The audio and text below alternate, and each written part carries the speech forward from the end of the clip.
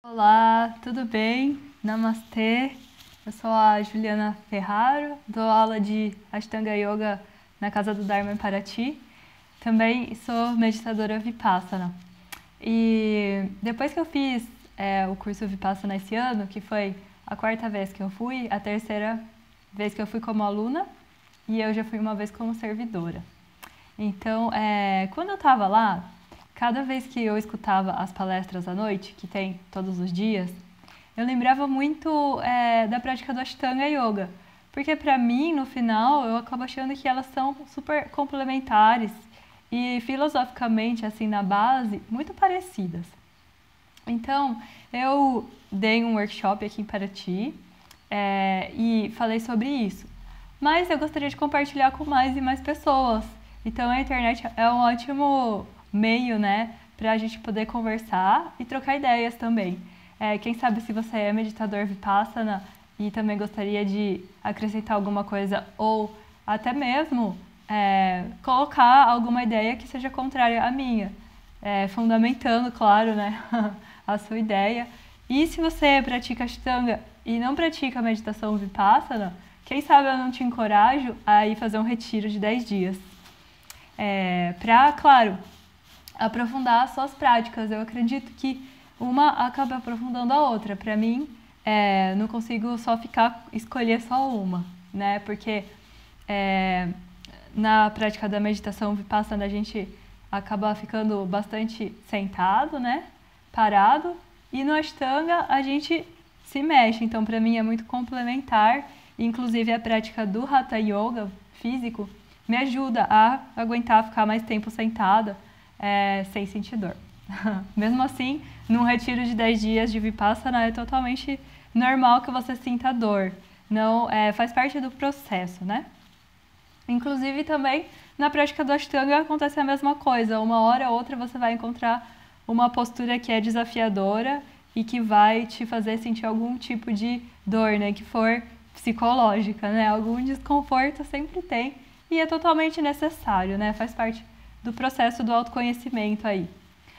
Mas depois eu vou até gravar um vídeo contando uma história que eu escutei hoje de um mito hindu e falar exatamente sobre isso.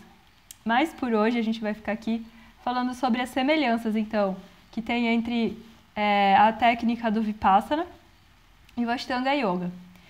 Só para introduzir, então, para quem não conhece nem uma coisa nem a outra, o Ashtanga Yoga é um tipo de Hatha Yoga, né, um braço do Hatha Yoga, relativamente novo, assim como ele é concebido hoje, com as séries fixas, que foi criado pelo Patabi Joyce, em Mysore, no sul da Índia. E ele já faleceu. Quem segue com a tradição é o Sharati, que é o neto dele. E essas séries fixas, então a gente sempre acaba praticando todo dia a mesma série. Cada pessoa, tem pessoas que podem fazer a primeira, a segunda ou a terceira série ou a quarta, enfim, não importa, mas a prática é bem repetitiva, vamos dizer, mas no final você acaba vendo que não é, né? E também ela é uma prática mais fluida, que conecta uma postura na outra por algumas transições específicas, né? Basicamente isso é uma particularidade, né, do Ashtanga em relação a outras práticas de Hatha Yoga. A meditação Vipassana, então, foi a técnica que Buda descobriu quando ele atingiu a iluminação. Então, Buda, ele, desde adolescente, na verdade, assim, desde criança ele já meditava, né? Isso é fruto de muito karma, né, bom, do passado. E ele, com 15 anos, começou a meditar e ele foi meditar com vários mestres na Índia, né? Ele estava na Índia e ele atingiu muitos graus de Samadhi, né? Samadhi é você chegar num grau elevado de concentração extrema onde você se sente realmente um com o todo. E não tem mais ego, não tem mais divisão, não tem mais pensamento. Mas ele descobriu que mesmo assim, ele não estava totalmente feliz, assim, ele não tinha eliminado totalmente o sofrimento. Então ele começou a observar as sensações pelo corpo dele. E ele descobriu que a chave era observar as sensações e manter a equanimidade da mente. Assim ele ia sutilizando a atenção. Até que ele começou a entrar em contato com a verdadeira natureza, que é o que a gente é. E hoje em dia a física quântica explica isso, né? Que nós somos, na verdade, um monte de átomos, moléculas, nêutrons, prótons vibrando. E ele conseguiu, sutilizando a atenção, chegar a perceber essa vibração. E aí ver que realmente a natureza do que a gente é um monte de bolinha vibrando. E por algum motivo estão juntas. E a equanimidade é que não importa qual a sensação surgisse, era não reagir, né? Nem querer mais de uma coisa boa e nem não querer uma coisa ruim. E com isso você vai treinando a mente a ficar mais e mais sutil e mais equilibrada também, né? É muito importante o equilíbrio da mente para ter essa percepção das coisas mais profundas e atingir realmente o autoconhecimento total. E ele eliminou o sofrimento com essa prática, se iluminou, e a partir daí ele compartilhou com o máximo de pessoas possível que ele pôde. Até hoje, na verdade, esse próprio conhecimento, como foi ensinado pelo Buda, é passado no curso de Vipassana. E aí no curso eles contam toda a história de como esse conhecimento foi mantido e até por alguns momentos por pouquíssimas pessoas, e hoje em dia há centros de Vipassana no mundo inteiro. Então, se você tiver vontade de conhecer, é só você procurar no Google, se você colocar Vipassana já vai aparecer lá.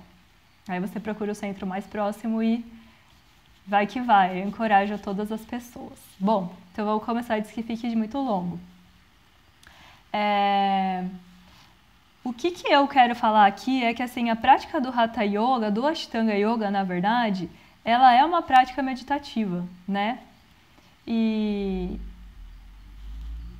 por quê? Bom, primeiro de tudo, quando a gente chega num retiro de meditação e também quando a gente começa a aprender yoga, porque também eu vou complementar, né, aqui. O Ashtanga Yoga, como eu falei pra vocês, essa prática da série fixa e tal, só que também você não pratica Ashtanga só quando você abre seu tapetinho, faz a sua série e vai embora. Isso você está fazendo uma parte, né? Ashta significa 8, são 8 passos do yoga. Então, a maior parte da prática é fora do tapetinho, no seu dia a dia, né? Você com os outros, né? E também, quando a gente vai meditar, é muito importante manter os preceitos básicos, as regras de disciplina, né? Que no Ashtanga Yoga também, que na verdade também é um compilado, que é o primeiro livro que fala sobre yoga, escrito pelo sábio Patanjali. Então, são as regras éticas que nós temos que cumprir para poder começar alguma coisa, né, a prática. Então, no curso Vipassana, isso se chama Sila. Então, a gente tem os preceitos de Sila, que no yoga, né, tem o nome de Yamas e Niyamas, que são os preceitos éticos e basicamente não faça para o outro o que você não gostaria que fizesse para você. E dando alguns exemplos, por exemplo, não mentir, não ser violento, não roubar, a pureza, manter a pureza mental, né, a limpeza. E então, observando esses preceitos, você cria uma base firme para você poder sentar para meditar ou até mesmo para você poder abrir seu tapetinho e praticar yoga. Porque se você cometeu violência contra uma outra pessoa e, claro, também contra você, fica muito difícil sentar para meditar. A mente fica muito perturbada. Então, você começa a observar esses preceitos. Então, essa é a primeira semelhança, observando os preceitos éticos. Então, a prática não está só da meditação, não está só também na hora que você senta para meditar e depois acabou. É o tempo todo. Você está observando para que a hora que você tem essa hora de meditação formal ou a prática de asanas formal, vamos dizer, você tá com a mente limpa e preparada e aberta para poder realizar a sua prática. Essa é a primeira coisa. A segunda coisa que a gente aprende, então, que a gente observa no Vipassana é Samadhi. Então, Samadhi em Yoga se conhece como Dhyana, que é a concentração em um único ponto. Então, a gente começa observando a respiração assim como ela é, sem querer mudar a respiração. Isso é observar, focar a atenção em um único ponto. Então, quando a gente vai praticar Ashtanga, a gente tem como base também a respiração assim como ela é. Depois, num outro momento, vai ter a prática de Pranayama, que é controlar a respiração. Mas, num primeiro momento, é a respiração como ela é aqui e agora. Então, você vai, nos dois momentos, tanto meditando em movimento, né, quanto sentado, é só observar a respiração como ela é.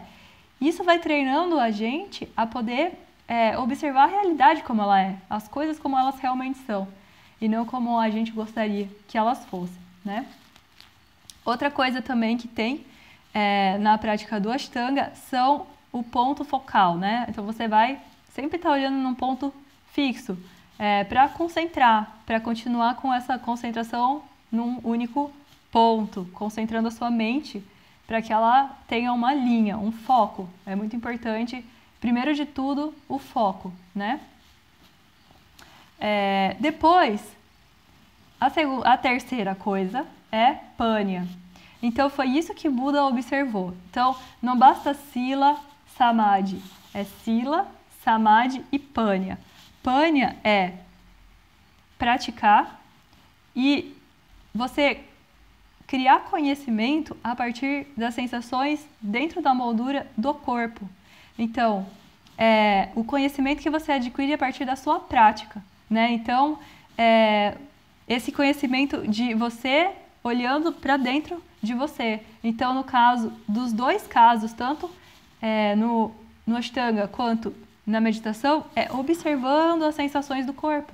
Quando você está praticando o Hatha Yoga também, você está conectando e observando as sensações que surgem, seja ela qual for, prazerosa ou desprazerosa, você está mantendo a mente equânime com o que aparece, né? E a prática é muito importante para você adquirir essa sabedoria. Você medita, por exemplo, quando você vai no curso de Vipassana, nós meditamos 10 horas por dia, mais ou menos, durante 10 dias. E depois que você sai do curso, você volta para casa e segue meditando. Então, todo dia meditando pelo menos 1 hora por dia. Então, não adianta você só ler, só estudar, só escutar alguém falando, né? Não adianta você assistir alguém praticando. Isso não vai mudar a sua vida. Você tem que praticar. Então, também tem a célebre frase, né?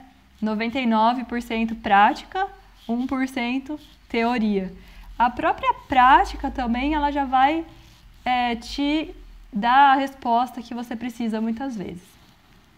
Então, é muito importante esses 3 preceitos, né? Sila, Samadhi e Panya. E um alimenta o outro. Quando fica forte o seu Sila, mais forte fica o Samadhi, mais forte, mais fácil você consegue obter a sabedoria. Quanto mais sabedoria você obtém, isso fortalece a sua ética interna. E assim vai, um alimentando o outro. E também, igual na prática de yoga, igualzinho, a mesma coisa acontece, né? Quanto mais você observa a pureza mental, a forma como você se alimenta, a sua rotina e a prática disciplinada, isso alimenta a sua prática ficar mais forte, a prática ficando mais forte, você consegue estar mais tranquilo, se comportar de uma maneira mais ética na vida, e assim é uma roda que vai girando e vai ficando cada vez, vai se purificando, né? Vai se purificando. Então, outra coisa que se fala muito, que eu acho super legal, assim, a historinha do Vipassana, é que assim, o Buda, ele fala exatamente isso, assim, não adianta você ler só as escrituras e assistir só as palestras. Você não vai mudar. Você vai ter o conhecimento, mas você não vai mudar, você não vai virar outra pessoa. Isso não vai mudar a sua vida. E a mesma coisa, né, com a prática. Então, é muito importante você tomar a responsabilidade e ir lá e praticar, né? E outra coisa que eu acho muito interessante tanto do Vipassana quanto do Ashtanga, assim, no Vipassana a gente aprende a meditar num dia, mas logo, assim, as meditações não são guiadas, né? Tem um pequeno, uma pequena instrução e aí você senta e medita. Não fica ninguém falando o que você tem que fazer. E também no Ashtanga, né, a gente faz aquela prática Mysore. Então, cada pessoa fazendo a sua prática, né, no seu tempo, escutando a sua respiração, conectando consigo. E cada um também vai ter uma prática, dependendo do tempo que você pratica, né, um pouco mais complexa ou menos, né, vamos dizer. Então, também o professor não fica te guiando o tempo todo o que você tem que fazer, né? Você vai memorizando a série e você se responsabiliza pela sua prática, né? Não é o professor que vai falar, agora você inspira, agora você expira. É você que vai sentir. Então, nos dois casos, a pessoa é totalmente responsável pela sua prática. E isso ecoa na sua vida de diversas maneiras em relação a várias coisas. Bom, aí agora a gente passa para joia tríplice que se fala, né? Joia tríplice é a devoção, primeiro. Então a gente fala assim, quando a gente começa o retiro, a gente tem alguns preceitos que a gente segue, que tomar refúgio em Buda. Que tomar refúgio é a devoção ao Buda. E quando a gente começa a prática do Ashtanga, cada dia, cada começo de prática, a gente entoa um mantra, né? Que é a devoção a Patanjali. Então, dentro do yoga, como eu vou falar assim, é a demonstração viva do que é viver o yoga seria Patanjali, né? E dentro da meditação Vipassana, quem é a demonstração viva daquilo que aquilo que é a teoria, não aquilo que é o Vipassana, é o Buda. Então a gente não está sendo devoto com uma fé cega, assim, tipo, ou só apenas para pedir coisas para Deus, ou aquele Deus, aquela deusa, ou temê-los. Não, eu acredito que nem outro disse, construa uma estátua minha e jogue flores. O Buda nunca falou isso.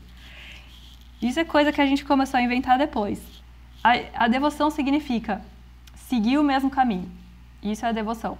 Agir conforme ele ensinou, do mesmo jeito que ele agiu. Então, se você é devoto de Buda, então seja pelo menos um pouco equânime. Seja um pouco compassivo, né? Seja como ele foi. Se você é devoto de Patanjali, cultive a pureza na sua mente. Cultive os preceitos éticos do yoga. Cultive a não violência. Né? Cultive a presença, o não apego. Não adianta você ir lá e pedir algo para ele, só achando que vai ganhar um milagre. Não, a devoção não é isso, né? Então, isso é tomar refúgio no Buda e que tem tudo a ver também com o yoga. Aí a segunda coisa é tomar refúgio no Dhamma, que é a prática, né? O Dhamma é o ensinamento do Buda, né? E na mesma coisa do yoga que eu já falei para vocês, né? A prática. Continue praticando. Mantenha a disciplina, pratique todo dia, que a sabedoria vai começar a surgir a partir da sua própria experiência. As perguntas surgem com a prática, as respostas depois logo surgem com a prática. E a terceira coisa é tomar refúgio no Sangha. Sangha é quando a gente pratica em grupo, ou quando a gente tem uma pessoa ou algumas pessoas nas quais a gente se espelha, ou pessoas que estão mais avançadas no caminho, vamos dizer, que caminharam um pouquinho mais que a gente na trilha, a gente ter essa pessoa como uma base de referência e praticar com inspiração, né? Então, isso é o Sangha. Às vezes, você quer praticar Ashtanga, estilo Mysore, beleza? Ou mesmo o Vipassana, né? Que cada um tá lá sentado com os olhos fechados na sua meditação, não tem ninguém guiando, mas mesmo assim, na energia, né? Sempre vai ter uma pessoa que está com a prática mais forte ou outra menos, e uma vai ajudar a outra de uma forma, né? Essa pessoa que está mais concentrada acaba transmitindo de uma forma ou de outra para outras pessoas ou outra pessoa que tiver, às vezes, naquele momento com a prática um pouco mais fraca. Mas, claro, isso vai se invertendo uma hora e outra. Então, é importante manter um grupo de prática, um amigo, uma amiga ou alguns amigos, amigas que são, tipo, que se fortalecem, porque às vezes você fala, hoje eu não tô afim de praticar, hoje eu não tô afim de meditar. Aí você combinou com seus amigos, então aí você vai e aí aquilo te salva, né? Aquilo é muito bom. Então, sempre ter o sangha, né? Uma pessoa. E outra, tirando da joia tríplice agora, então eu falei da joia tríplice, né? Tomar refúgio no Buda, tomar refúgio no Dhamma e tomar refúgio no Sangha. Então, aí eu tenho uma outra coisa que é super mega parecido, é o final, né? Quando a gente termina a meditação, a gente faz a meditação que chama Metta Bhavana, que é compartilhar os méritos da prática, né? Com todos os seres. E no Ashtanga, igual, no final da prática, a gente entoa o mantra final, que é justamente isso, né? Que a gente compartilha os méritos da nossa prática para que haja que todos os seres sejam felizes, né? Não só a gente. Então, tem essas coisas assim que são muito básicas e parecidas, e dentro disso, o que acontece dentro das duas práticas que eu percebo muito é que a gente precisa manter a equanimidade dentro do Ashtanga, porque dentro do Vipassana e do Ashtanga, porque você vai ter que lidar com sensações agradáveis e desagradáveis o tempo todo, né? Porque na prática do Ashtanga Yoga você tem que fazer todas as posturas, você não pode escolher qual postura você quer fazer, e você também não pode, tipo, querer ficar mais respiração em uma porque você gosta dela e ficar menos respiração na outra porque você não gosta dela. Você fica o mesmo número de respirações e você não pode pular uma postura. E no Vipassana você tem que ficar lá, sentar e ir observando as sensações que se manifestam, não tem como fugir, né? Assim, querer que fosse diferente. Então, quando você começa a deixar as sensações surgirem e você mantém a equanimidade, o que acontece? Você está se purificando. Porque, na verdade, o que causa sofrimento é a gente querer mais de uma coisa que a gente gosta e a gente não querer uma coisa que a gente não gosta. Isso é o que causa o sofrimento, foi o que o Buda descobriu, né? Que quando você... E também Patanjali fala sobre isso nos Yoga Sutras, né? Que a causa do sofrimento, uma das causas do sofrimento é apego e aversão, né? Porque as coisas estão sempre mudando, né? Isso é a natureza, né? De tudo. Então, sempre a natureza é isso, mudança, mudança, mudança. Se você não quer que uma coisa mude porque você gostou dela, ou se você repele ela, ao mesmo tempo que você não está querendo que aquilo mude. E aí isso causa sofrimento, isso te estagna. Então, isso é a causa do sofrimento. Querer sempre apego ou aversão. Então, manter a equanimidade significa não reagir. Significa observar, olhar com objetividade e deixar passar, né? Então, isso vai liberando o que se chama de sankaras, que são... sankaras as travas que a gente tem que fazem com que a gente continue ignorante, repetindo comportamentos, pensamentos também, tipo, que fazem a gente sofrer e que fazem a gente continuar na ignorância sobre a nossa verdadeira natureza, né? Então, conforme você cria mais desejo, então, se você está praticando, seja a meditação ou seja o Ashtanga Yoga, na busca do prazer e fugindo do desprazer, você está criando mais sankara. Você está aumentando, na verdade, você está plantando sofrimento para você. Agora, se você pratica com a equanimidade e aceitando como ela é, você está se liberando do sankara. Um exemplo básico é que quando você pratica Ashtanga, então todo dia você faz a mesma coisa, tem um dia que vai ser mais fácil, outro dia mais difícil.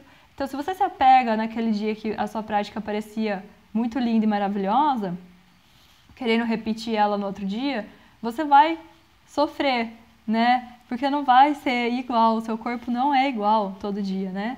E se você também um dia teve uma prática que às vezes você sentiu foi mais difícil, mais dura, você quer fugir dela, aí de repente isso pode fazer você até parar de praticar o que vai te trazer sofrimento, não vai resolver o problema, né?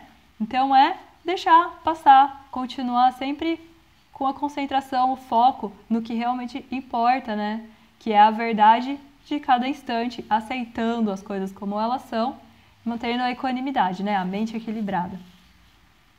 E aí é muito importante para que isso aconteça que você tome uma firme determinação. Então, assim, eu decidi que eu vou meditar, então eu vou me firmar na meditação, eu vou sentar aqui 1 hora sem abrir o olho, não importa o que aconteça, entendeu?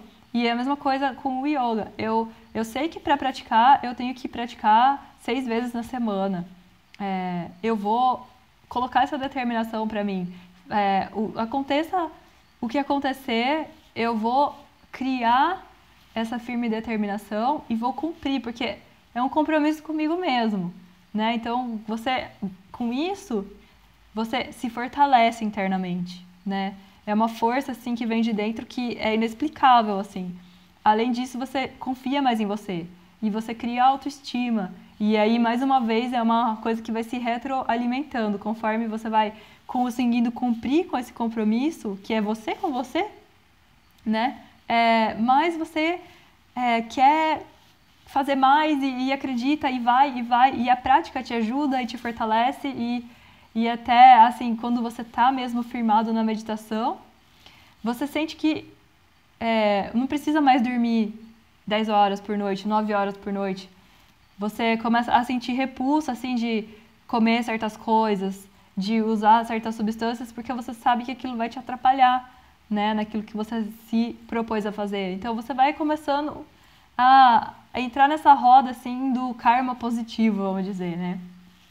Então, essas são as coisas que eu tenho total consciência, assim, importância de falar, que são muito parecidas e que é muito importante quando você praticar, então, o Hatha Yoga, né, o Ashtanga Yoga, ou praticar a Vipassana, que tenha isso em mente e que pratique com essa consciência, né? E que pratique yoga de uma forma meditativa, não só para ficar fazendo postura como se você fosse um artista do circo. Não é para isso que a gente pratica yoga, né? Então também eu venho aqui falar porque sei que tem muita gente que tem medo de praticar Ashtanga, que tem até um certo preconceito, e dizer para vocês que na verdade é uma prática muito profunda, é uma prática muito rica e é uma prática que é totalmente de autoconhecimento e que dependendo da sua atitude diante da prática, ela vai te trazer muitos frutos positivos. Então é isso. Muito obrigado por estar aqui comigo, pela escuta.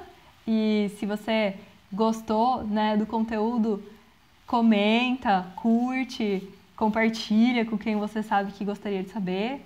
E me faça pergunta, se tiver alguma pergunta, se tiver alguma contestação. Também eu acho super legal a gente aumentar a discussão sobre essas coisas. Muito obrigada. Namastê.